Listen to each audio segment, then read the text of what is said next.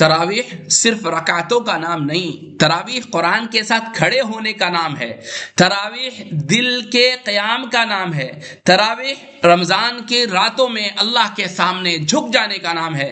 اللہ تعالیٰ فرماتے ہیں شہر رمضان الذی انزل فیہ القرآن، رمضان وہ مہینہ ہے جس میں قرآن نازل ہوا۔ جب قرآن رمضان میں نازل ہوا تو رمضان کی راتیں قرآن کے ساتھ زندہ کی جاتی ہیں۔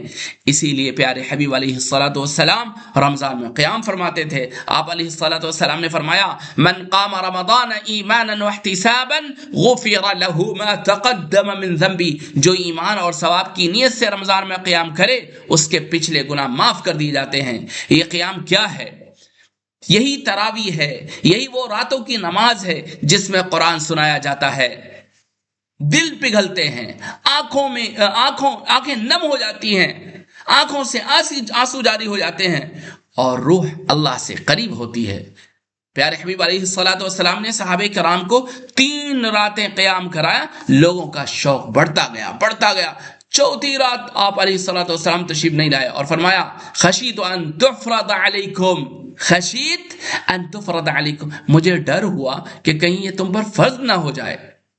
دیکھو یہ تراویح کی عظمت تھی، فرض ہونے کا اندیشہ تھا، اتنی محبوب عبادت تھی کہ صحابہ کرام جمع ہوتے چلے گئے، لیکن امت پر بوجھ نہ ہو جائے اسی لیے رسول اللہ صلی اللہ علیہ وسلم باہر نہیں نکلے۔ پیارے حبیب علیہ الصلوۃ والسلام کے بعد حضرت ابوبکر صدیق رضی اللہ عنہ کا زمانہ آیا، مشغولیت کا زمانہ رہا، پوری امت جانتی ہے مشغولیت کا زمانہ رہا، ارتداد کا زمانہ رہا۔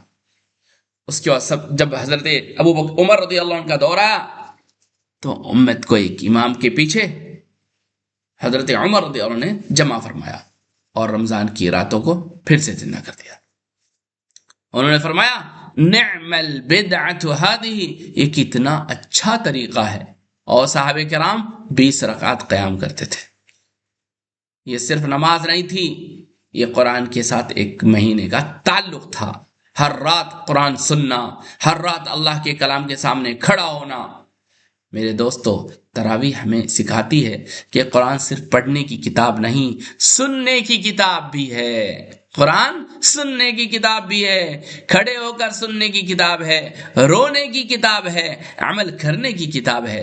پیارے حبیب علیہ الصلوۃ والسلام نے فرمایا علیکم بقیام اللیل فإنہ دأب الصالحین یقربکم الی ربکم مکفرۃ للسیئات ومنہاۃ عن الاثم، تم پر قیام اللیل، رات کی نماز کو لازم کر لو، یہ نیک لوگوں کا طریقہ ہے۔ یقربکم الی ربکم، تم کو تمہارے رب سے قریب کر دے گا، منہاۃ عن الاثم، تمہارے گناہوں سے روک دے گا، مکفرۃ للسیئات، تمہارے گناہوں کا کفارہ ہو جائے گا۔ تراویح گویا کہ صالحین کا طریقہ ہے، انبیاء کا راستہ ہے، صحابہ کا راستہ ہے۔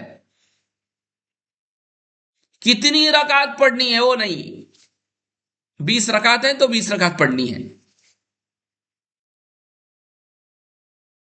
لہذا تراویح کے ذریعے اپنی زندگی کو بدلنا سوچیں گے۔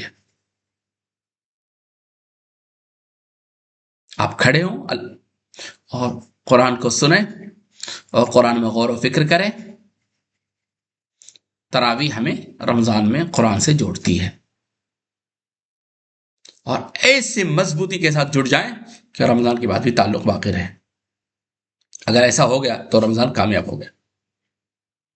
اس لیے عہد و پیمان کریں اللہ سے کہ انشاءاللہ اس تراویح کو بوجھ نہیں سمجھیں گے، تراویح کو موقع سمجھیں گے، قرآن کے قریب ہونے کا موقع ہے، اللہ کے قریب ہونے کا موقع ہے۔ اللہ تبارک تعالی ہمیں سچی محبت کے ساتھ تراویح پڑھنے کی توفیق عطا فرمائے، قرآن کو سمجھنے کی توفیق عطا فرمائے، اور ہمیں ان لوگوں میں شامل فرمائے جن کے بارے میں اللہ تعالی نے فرمایا یتلونہ حق تلاوتہ، جو قرآن کو حق کے ساتھ پڑھتے ہیں، حق ادا کرتے ہیں قرآن کا۔